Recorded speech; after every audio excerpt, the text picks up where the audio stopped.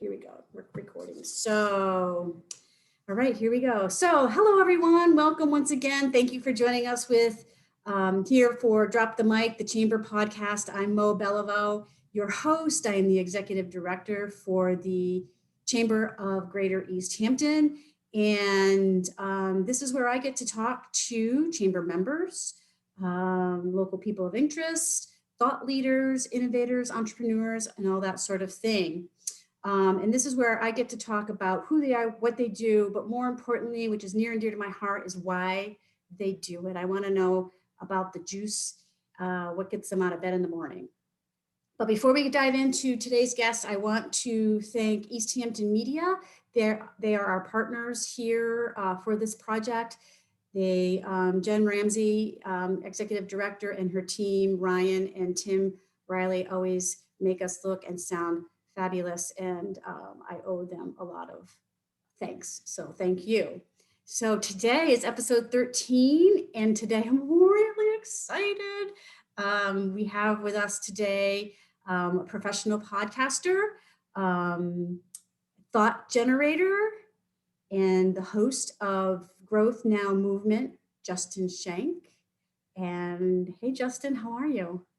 Oh, I'm great. Thank you so much for having me. I'm honored. I know the chamber life. Obviously, we had met at a chamber conference in Nashville, and so I used to work within chambers, and I'm just honored that you guys are willing to open the doors for me to come in here and share my story and talk about whatever it is you want to talk about. But absolutely honored to be here. So thank you.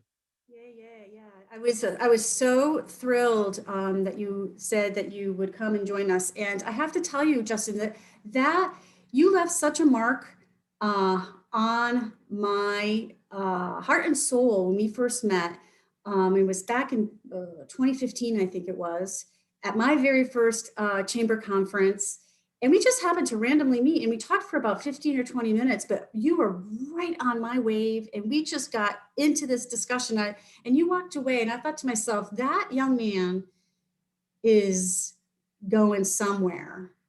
And I'm really amazed to see what you've accomplished in really so little time. So let's get into it.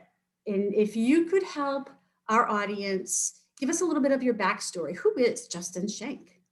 Yeah, that's a very broad question, but who I am today, I'm a podcaster, right? So I started podcasting just I think we're coming up as of this recording, we're coming up on 5 years of podcasting. So when we met, was brand new to the podcast game, right?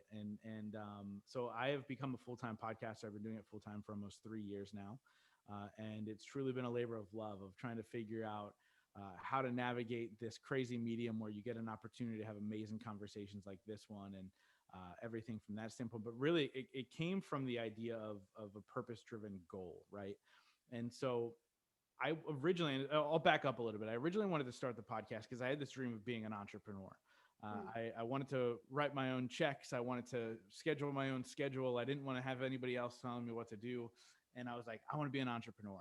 And so the original idea behind the podcast was I wanted to interview successful entrepreneurs in the world so I could learn. So I could learn from them to then implement that into my business. Because at that point, I had 3 failed businesses on the side. And I was like, clearly I'm doing something wrong. Let me figure out how to do it a little bit better. And what ended up happening was 5 months before I launched the podcast, my mom lost a 20-year battle to opioids. And it was in that moment that it completely shifted my perspective of life. It completely shifted my perspective of what you should be getting out of life. Because before it was, I wanted to make a lot of money as an entrepreneur. So people would look at me and say, wow, Justin really made it. Despite the odds, he really made it and he's doing great. And what ended up happening when my mom passed away was I really started this journey of how do we enjoy life at a rock bottom moment place? How do we enjoy life even when things on the outside aren't going too well? Because the reality is things are going to be tough for a lot of people at any given moment. And it's about how do we really enjoy the process? And that's what the Growth Now movement became about. And I think that's why it resonates all over the world now, where it now gets played in over 100 countries every single week. And I feel really, really blessed. And it's really because it's that purpose of let me teach people that even in those rock bottom moments, there's hope, because my mom didn't have it. And that's why she ended up losing her life. And so now it's about spreading that message and having a little fun while I'm doing it too. Mm-hmm. So would you say that was your why statement? for sure. Yeah. Yeah. I mean, and obviously, look, like I think whys evolve over time, right? Like I think that as we grow as entrepreneurs, the why is constantly changing and evolving and growing. To take that word into account, right? Um, but it's always been that underlying tone of it doesn't matter where you come from, you can still make life great. Because of where I came from, right? With my mom with the opioid addiction, my dad had spent some time in jail. And I was a terrible student. I had a 1.7 GPA in high school at one point. Like it wasn't looking too good. And so I really believe that at any given moment, you can make a shift in your life to then build the life that you really want. And so that's always been the basis of the why, but it's constantly evolved and grown over time. Right, right. And I'm really glad that you mentioned that because as I was kind of sitting down and preparing to chat with you today, I was thinking about my own, my own why. When was it? I think it was maybe in 2014, early 2014, I stumbled across the book, Start With Why, Hmm. right? Simon Sinek. And that book changed my life. And as I came to the chamber, I realized that applies to everything, right? It applies to everything. And, but it's interesting because recently I've been feeling that my own why, and of course, obviously the chamber's why, um, is starting to, I feel the yearning to, if it's evolving, it's growing, it's change, it's building. It's not necessarily changing, but growing and expanding out, right? As the universe is calling us always to do, and expanding Yeah, out. no, and I love that you said that. Like that's what's happening right now in the world, right? COVID happened, and there's this massive shift across the board. And I did live events, and I would travel the country and speak, and I would do all these things. And COVID came and said, "Nope, that's not happening right now, buddy." And it was up to me to kind of take a step back and go, why is this happening for me, and how can I utilize this to reach more lives and do all these other things. And my own personal events switched to virtual, where we just had one a couple weeks ago where people were attending from 6 different countries, and just really blown away by the fact that I've been able to kind of take a look at it and go, okay, how can I make this an even better situation, and dive even deeper into why is this happening in the world, and what can I do to make it a little bit brighter for others. Right. So interesting. And so it's funny because, you know, when we, when I decided to, because I had been thinking about doing podcasting for years, and I was just, well, I don't know, nervous, I don't know what about, and, just do it, right? Did that whole thing about just do it. And so I did, and I'm not looking back, and I'm really excited. Um, but I also decided that I wanted to do more public speaking. So I decided that, all right, now 2020 was going to be the year, and I went out and I put out some proposals. And actually, ACE accepted a proposal from me, and then my local chapter, MACE, also accepted. So I was like, yes, this is the year 2020. And then, no, it's not. Forget it. So now it's like I have these accepted proposals. So I can't wait to tell people that story because it's, yes, I am. I'm on my way. I was accepted. It was 2020, just got in the way. Yeah, yeah, 2020 I'll get totally got in there. the way of it. Yeah, no, exactly. And that's the thing too, like sometimes, I mean, for everybody has a different lesson from this, right? And sometimes it is to take a breath and breathe and pause, and sometimes that's enough. But I'm excited to see what you do once you get out there, and the world opens back up and you're on these stages and you're doing all this stuff. That's going to be exciting to watch. Oh, well, thanks. Yeah, I'm pretty excited about it. It's hopefully it'll be coming to an end pretty soon. But it's really kind of hard to put that on the shelf though, right? It's been 12 months and I was supercharged and now I'm trying to maintain that charge in the battery, so to speak. Yeah. And there's different ways. Like I think podcasting for me has been an outlet, like just doing solo episodes and kind of taking some of my new ideas and correct, right? 12 months is a long time. Sometimes we Yeah. need to breathe for 12 minutes versus 12 months.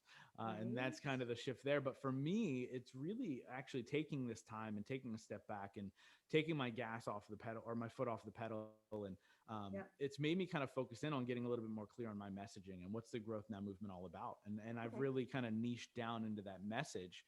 And that's where I've come up with this concept of the 4 pillars of our life, which is business, relationship, spirituality, and wellness. And if we can focus on those four pillars and find stability, not massive success in any of them if we don't want to, but find stability within those four pillars, that's where we find happiness. That's where we find contentment. That's where we find that smile in the morning when we wake up, because you're able to touch on the four main things that are happening in your life at any given time. And if you can focus on continuous growth and improvement in those, you're going to obviously find happiness in that, right? Like, and so it's crazy. And I'll touch on this really quick. Uh, I understand that there are seasons in our life where we have to go head down and focus really hard on something, whether it's on business or our wellness or whatever. Right. But we have to kind of take a step back and go, okay, look, my relationships are still important, even though business or my wellness is really important right now. My relationships are still important. So we have to check in on those, right? And so Mm-hmm. in the beginning of 2021, I decided that I was going to truly focus on my wellness and my fitness and these things that I let slip away because business took over, and I was like, oh my gosh.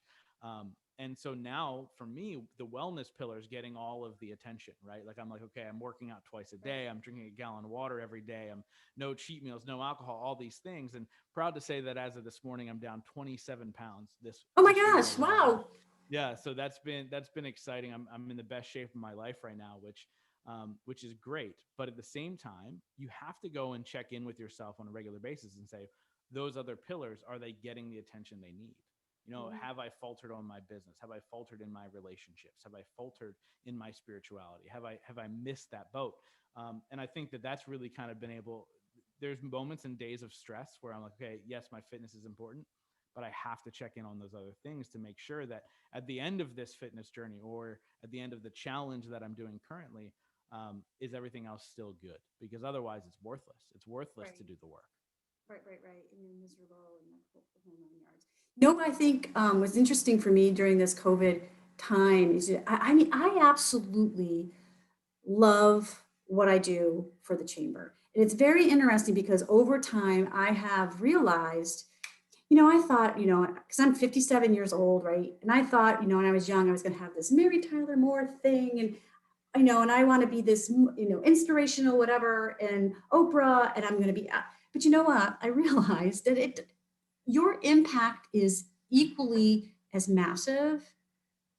It doesn't need to be on a global stage, right? So my coming to Mo moment was, here at the chamber, what better platform could I possibly have than in the role of the executive director to have impact on people's lives, in their professional lives, and ultimately too in their personal, right?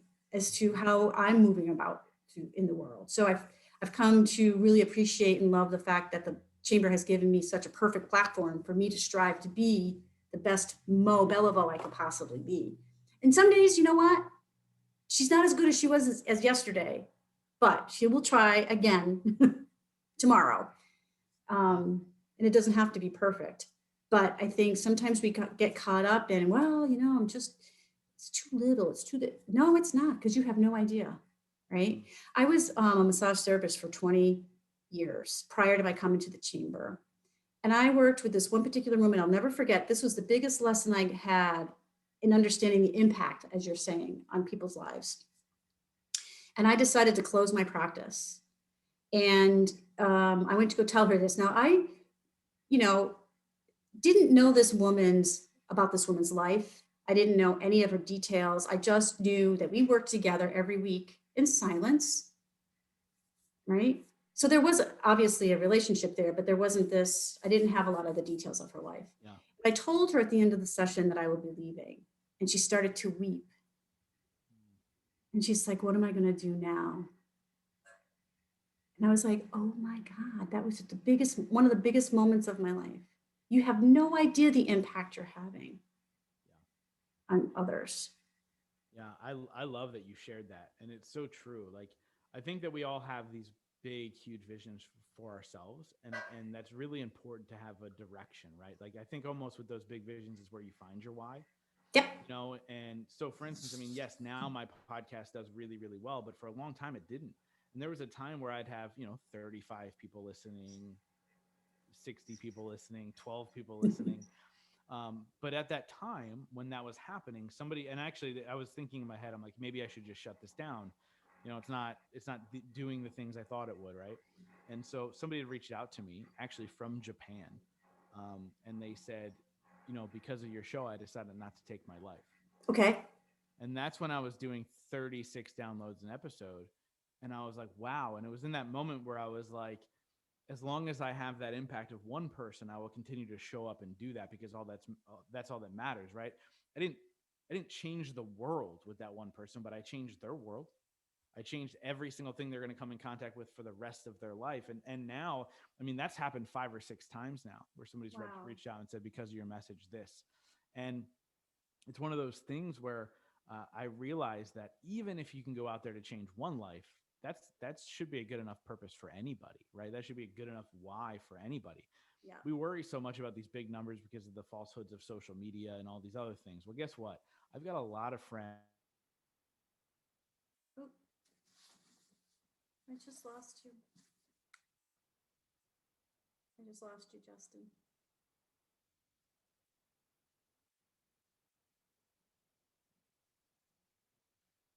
I just lost you.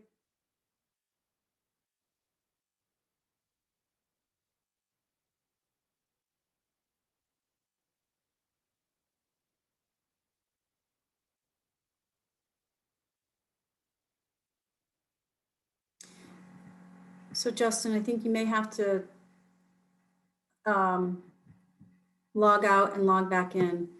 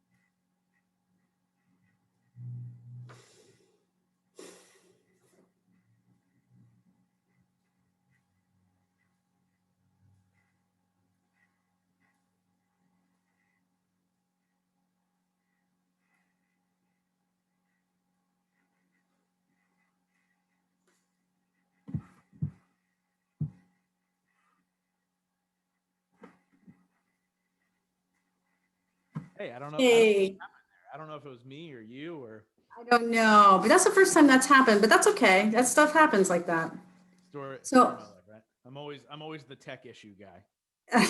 well, so where were we? We're talking about, where did I lose you? When, we're fooled by these, we're lured by this Yeah. whole social media number thing. And you know, it's it's it's the accumulation or the sum of all of the small, or I shouldn't say, I don't even want to use that word small, individual unseen heroes, right? Right. Yeah. That I raises the love. vibration of the globe. Yeah, I love that you said that, like the unseen heroes of the world, right? Like, I kind of ask myself all the time, and I work with entrepreneurs now to help build their platform and help them kind of grow out their brands. And I always ask the question, is what we're doing right now about you or about the impact that you're willing or you're trying to make? Right. And so because they get caught up in the numbers, and I go, well, if you have 10,000 fake followers on social media, is that for you or for the impact you're trying to make? Like, let's focus on the important things, right? you know Mhm. Podcasting happens to be the vehicle that I use to be able to do what I do.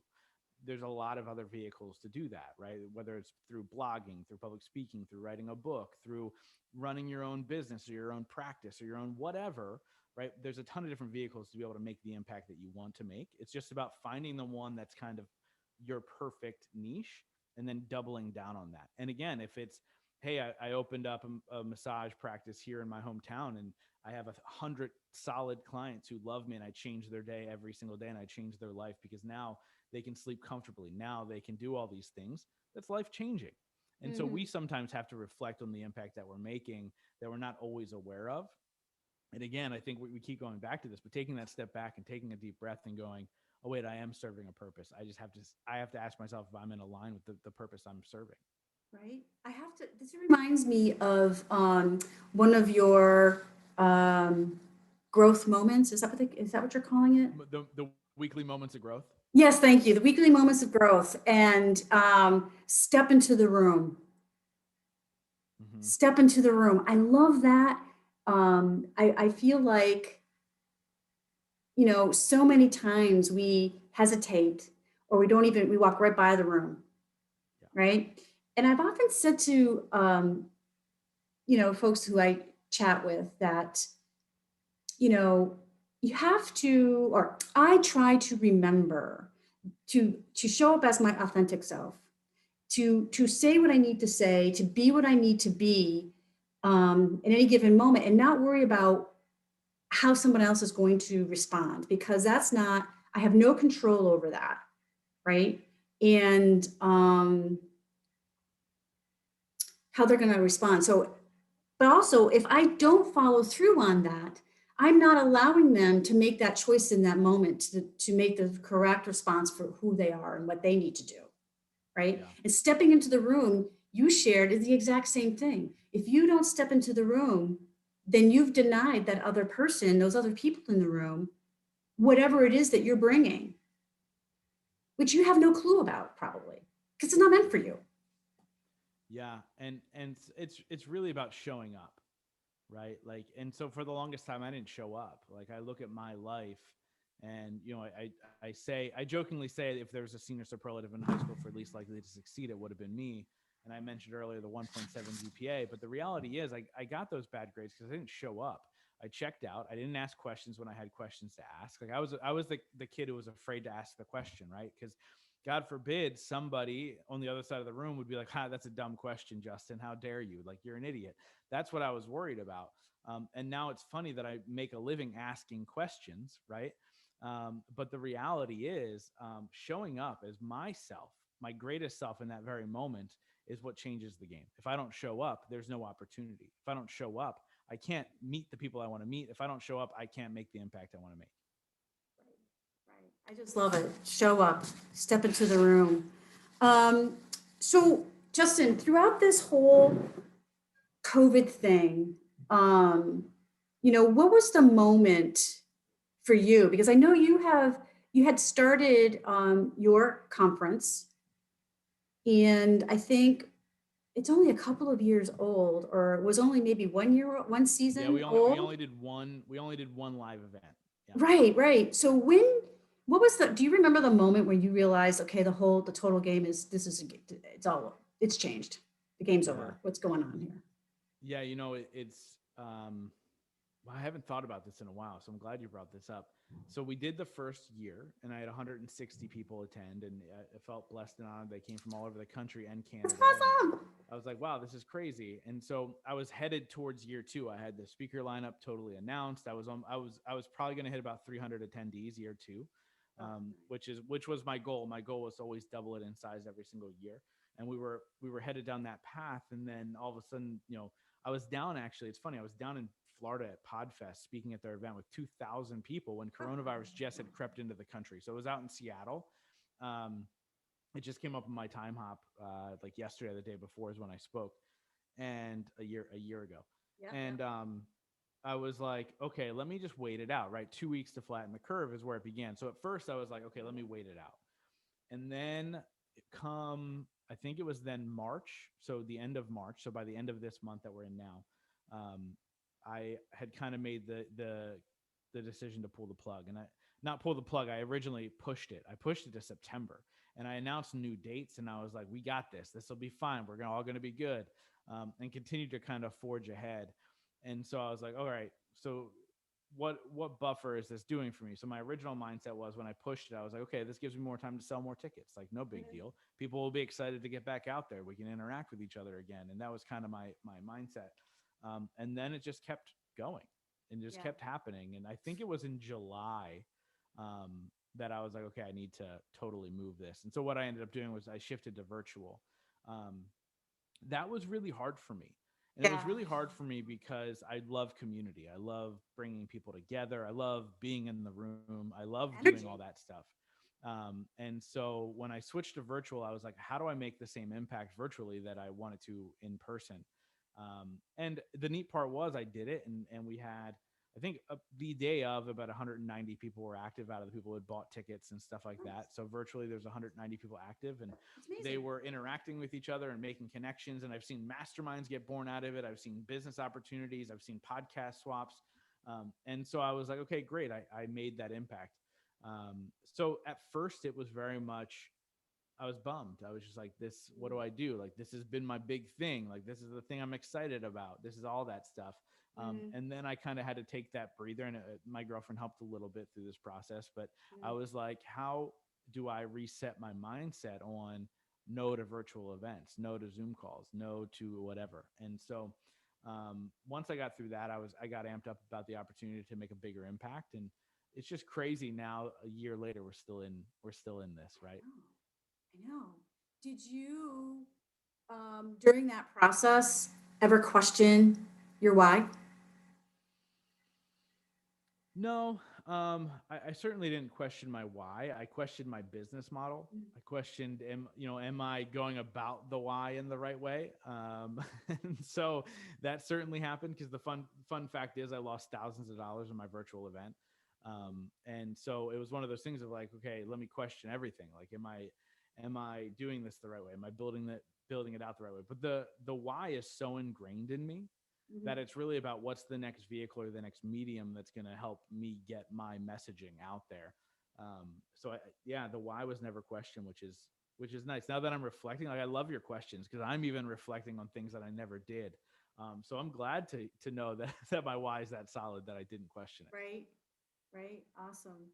Do you feel like, are you a different person from this whole experience? Yeah. Yeah. And so So, I might surprise you with the how so. I question things a lot more now. oh, I don't want to use this word, but I'm going to use this word for lack of a better one. I'm a little bit more cynical about people in power and the way they're utilizing that power.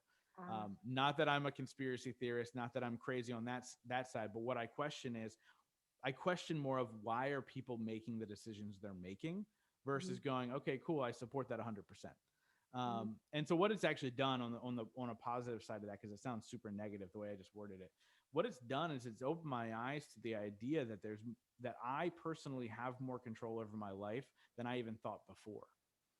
It's opened me up to create whatever kind of magic I can online. It's opened me up to create more connection. Actually, we're a week and a half away. I'm doing a retreat in person, which I'm really excited about, with people from all over coming in. By the way, it's a very small retreat. We're following all the state guidelines and the rules. We're doing all that stuff. by the way. Yeah, a little asterisk on that. But really excited. But I wouldn't have done that if this didn't open my eyes to, okay, what can I control? What am I in control of, and how can I deliver that impact?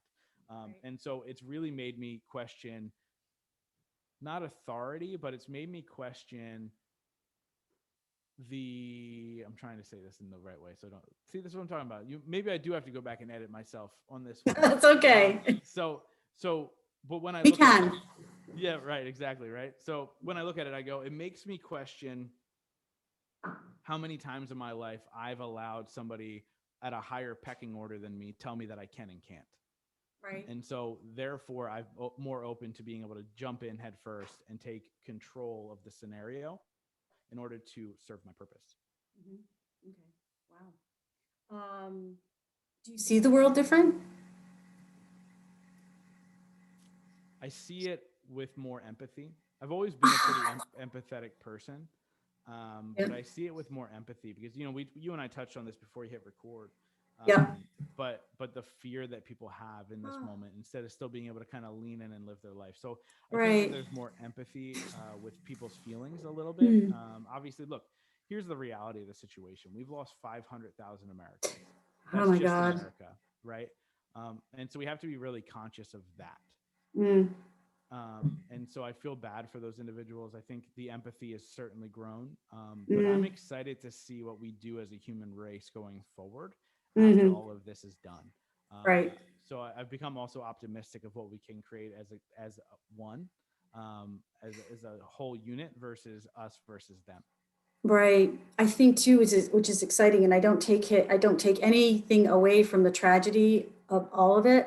But rather than white knuckling to hanging on to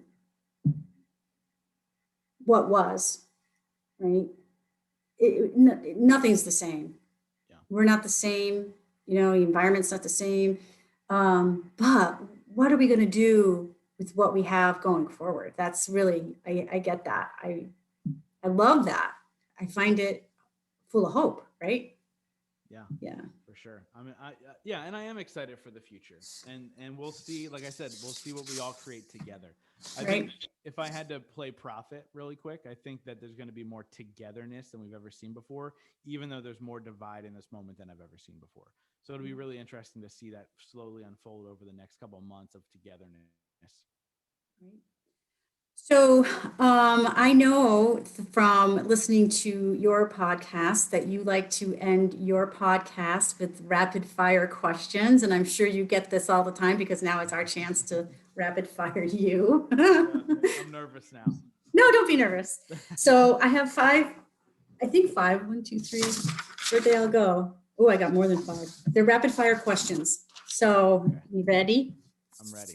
One word or like one sentence. So it's not going to be this big thing. So what is the biggest lesson that you have learned in the last 12 months? Patience. Oh, very nice. What's the hardest change you had to make in your life? Whoa, that's a great. I'm stealing this question. Yay! Oh my God, that's exciting. That's so good. The biggest change I've had to make is changing how I look at other people. Very nice. Who has made the most impact on you and your why? My mom. Nice. What book are you reading now? I am reading, and I don't remember the title, which is the worst. But I'm reading Oops. Michael J. Fox's newest book. Oh, right, right. I don't remember I don't have the title either, but I'm sure that's really probably pretty profound. So I'm about 150 pages in right now. Okay. It's phenomenal. I've been a huge fan of his since I was a kid, and then my grandfather had Parkinson's disease, and then he was diagnosed. So as a kid growing up and being a big fan, I was like, wow, and it hit me kind of hard at that time. And so I've read every book of his. So currently reading his newest one. Nice, nice. So your life has a soundtrack. What one song absolutely has to be on that soundtrack of your life? Just such a good question. Okay, so like the forever song, like this always has to be on the soundtrack. Home by Michael Bublé. Oh, very nice. Very nice. So what's up? What's next for you? What's coming down the road? Can you share, or you got stuff in the chute that we have to wait in suspense for? So one, I can share. The thing is with me, I will always do once the world allows. I always do live events, and so that's going to be in the future as well. And I look at my live events as a multiple day rock concert for entrepreneurs, and so that's super exciting once we can do that again. So that's happening. I'm actually for the first time I've opened up a podcast course online. It's always been one-on-one, and so for the first time I'm doing it an online course, which is exciting. And then I'm started, actually didn't it? Yeah, so it actually Yeah. starts tomorrow night as of this Ooh. chat. So yeah, so excited about that. And then there's actually something really big that I'm working on as a collective that I can't talk about yet. But I figured Oh, I'll all put a right. little Stay teaser tuned. for people. Yeah, stay tuned to that one. Stay tuned. So, Justin, where can people find you if they want to learn more, if they want to tap into some of your resources that you've got going on for entrepreneurs? Where can they find you? I mean, best place. So wherever they listen to podcasts, they can search Growth Now Movement. It'll come up. So they can find me there. I always love people to click the subscribe button. On Instagram is my favorite platform for social media, which is Justin T. Schenck on Instagram. Good luck spelling my last name properly. And other than that, they can actually head to growthnowmovement.com for the website if they want to go that way as well. Great, great, great. So, Justin, thank you so much. It was so delightful to have crossed your path all those years ago, and it's even more of a thrill to watch you evolve and share with the world your gifts. So I thank you for that. I thank you for taking time with me. Is there anything you want our viewers to know other than your website No, that you we know, have covered? I think the thing is this, and this is kind of the message I always like to leave behind is that having a direction is important, right? Having a big goal is super important. But it's not the most important thing. Because here's the thing that I can tell you. If your goal is to make $1 million, I promise you that when you get there, and I hope that you do, but I promise you when you get there, you're going to go, how do I make 10 million? So find a way to enjoy the journey and find a way to enjoy the process. Because therefore, whether you hit that goal or not, you're going to find happiness in your life. And I think that's the most important thing. But Mo, honestly, thank you so much for having me on and having this conversation. I'm so glad we crossed paths. It was one of those things where when we met, I was like, I'm so glad that I met you. Like it was this crazy moment of like, wow, because it was odd. Like I was there by myself. You were there by yourself. In this gigantic theater, we happened to sit next to each other. And then we started talking about everything but chamber life. And it was crazy. But this has been phenomenal. So thank you so much. I'm honored. Well, thank you. Ditto, man.